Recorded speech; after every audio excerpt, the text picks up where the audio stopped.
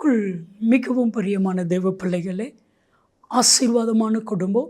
இந்த நிகழ்ச்சியின் மூலம் உங்களை சந்திப்பதில் என் இருதயம் கர்த்தருக்குள் மிகுந்த மகிழ்ச்சி அடைகிறது. உங்கள் எல்லாரும் இயேசு கிறிஸ்துவின் இன்பை நாமத்தினாலும் கிராஸ் டிவி ஊழியங்கள் சார்பாக என் அன்பின் வாழ்த்துக்கள்.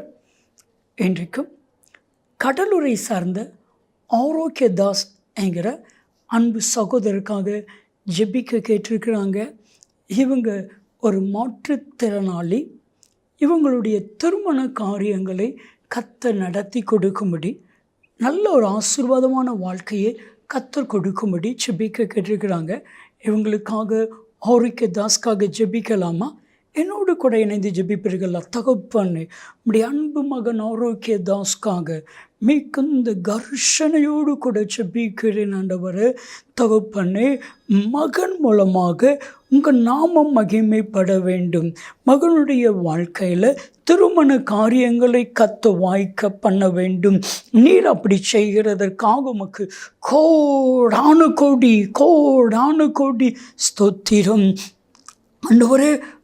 நீங்கள் பேசுங்க, நாங்கள் கேட்கிறோம். இயேசு கிறிஸ்துவின் நாமத்தில் ஜெபிக்கிறோம் ஜீவனில் பிதாவே, ஆமென், ஆமென்.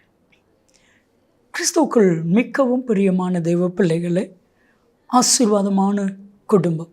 இந்த நிகழ்ச்சிக்காக ஆண்டவருடைய பாதத்தில் நான் காத்திருந்த பொழுது கர்த்தர் சொன்ன கர்த்தருடைய வார்த்தை, உங்கள் வாழ்க்கையில் இருக்கிற முள்களை எல்லாம் கர்த்தர் உங்களை விட்டு அப்புறப்படுத்துவேன் என்று கர்த்தர் சொல்லுகிறார். முள் என்றால் வேதனை, முள் என்றால் காயம், முள் என்றால் நம்மளை குத்தி கொண்டிருக்கிற ஒரு காரியம். இதனுடைய இந்த முள் என்றால் என்ன? உங்கள் கவலைகளே உங்கள் முள். உங்கள் கவலைகளே உங்கள் வாழ்க்கையின் முள். ஆண்டவராகிய இயேசு கிறிஸ்து சொன்னால், நல்ல நிலத்தில் விதைக்கப்பட்ட விதை, முள்ளுள்ள இடத்துல விதைக்கப்பட்ட விதை, கற்பாறையில் விதைக்கப்பட்ட விதை, வழி அருகே விதைக்கப்பட்ட விதை, ஒவ்வொன்றுக்கும் ஒவ்வொரு அர்த்தம் இருக்குது. மத்தேயு 13:22 வாசிங்க.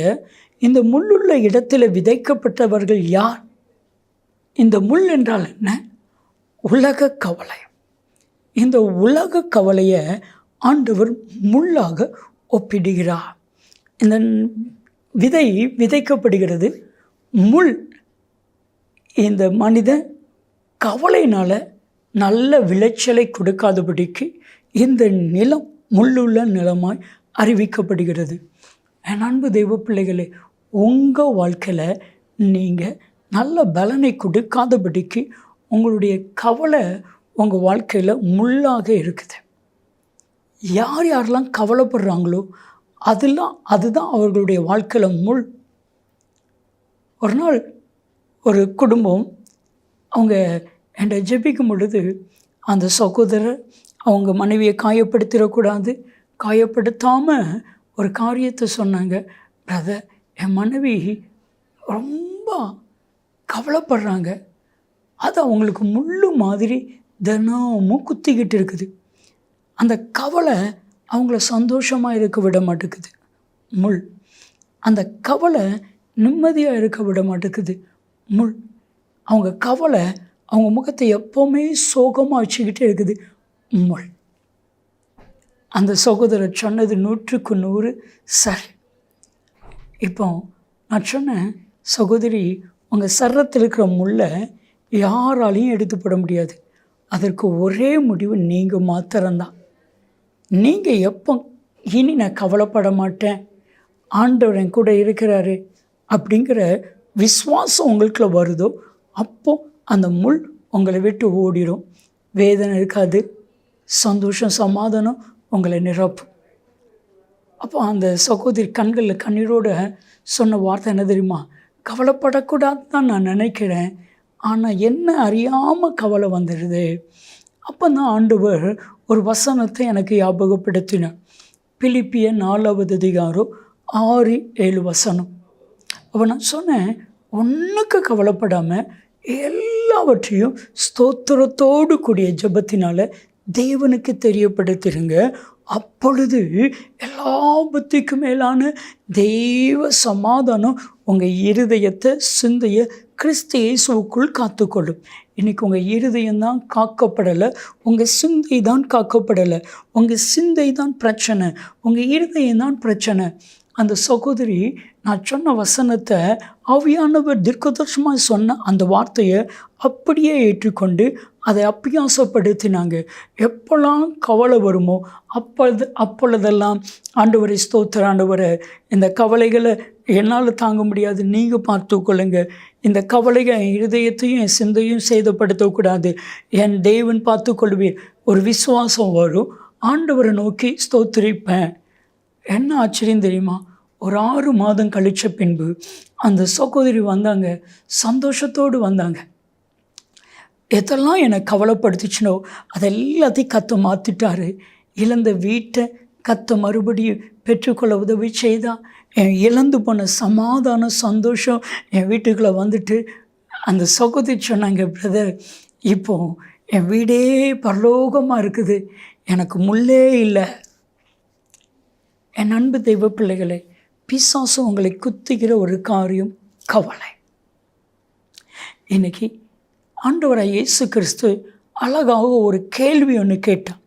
மத்தேயு 6வது அதிகாரம் 24 நீங்கள் வாஸ்து பார்த்தீங்கன்னா, கவலைப்படுகிறதினால் எவன் தன் சரீரத்தினுடைய வளர்ச்சியில் ஒரு மலத்தை கூட்டுவான்?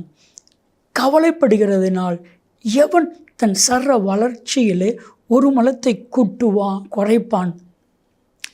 எனக்கு ஒரு ஃப்ரெண்டு டேவிட்னு சொல்லி, சரியா, அவன் நானும் ஒரு நாள் ஒரு டாக்டரை சந்திக்கிறதுக்காக போனோம். அப்போது அவன் சில காரியங்களை சொன்னான். அப்போது அந்த டாக்டர்கிட்ட போய் இவன் கேட்டான், டாக்டர், நான் ஹைட் ஆகிறதுக்கு ஏதாவது மாத்திரை, மருந்து, ஊசி ஏதாட்டும் இருக்கா அப்படி கேட்டான். டாக்டர் பயங்கரமாக சிரிச்சிட்டாரு. அவன் அறியாமல் கேட்குறாங்கிறத புரிஞ்சு அவர் சிரிச்சிட்டார். டாக்டர், ஏன் டாக்டர் ரொம்ப சிரிக்கிங்கன்னு கேட்ட பொழுது டாக்டர் சொன்னார், அப்படி மாத்திரை மருந்து ஊசி இருந்துச்சுன்னா நான் ஏன்ப்பா இப்படி இருக்கிறேன்? கடைசியில் பார்த்தா அந்த டாக்டரை நாங்கள் எந்திரிச்சு பார்த்ததில்லை. அவர் எந்திரிச்சா பயங்கர கட்டை, ரொம்ப குள்ளமான ஒரு டாக்டர். யாராலையும் சரீரத்தில் ஒரு மலத்தை கூட்ட முடியாது, ஒரு மலத்தை குறைக்கவும் முடியாது. கவலைப்படுறதுனால என்ன நடக்க போகுது? இன்றைக்கி ஆண்டவர் சொல்கிறாரு, நான் உங்களை விசாரிக்கிறவ, உங்கள் கவலையெல்லாம் என் மேல் வச்சுருங்க. கவலைப்படுறதுனாலே வேதனை, கஷ்டம் மாறிடும். உங்களை குத்திக்கிட்டு இருக்கிற முள் இன்றைக்கி வெளியே வந்துடும். செபிக்கலாமா? தகப்பானே, இவருடைய வாழ்க்கையில் இவர்களை காயப்படுத்தி குத்தி கொண்டிருக்கிற முள் மாறட்டும், கவலை மாறட்டும். இயேசு கிறிஸ்துவின் நாமத்தில் ஜெபிக்கிறோம் ஜீவனில் பிதாவே, ஆமென், ஆமென். நன்மையும் கிருபையும் ஆசீர்வாதங்களும் நிச்சயமாக உங்களை தொடரும். ஆமென், ஆமென்.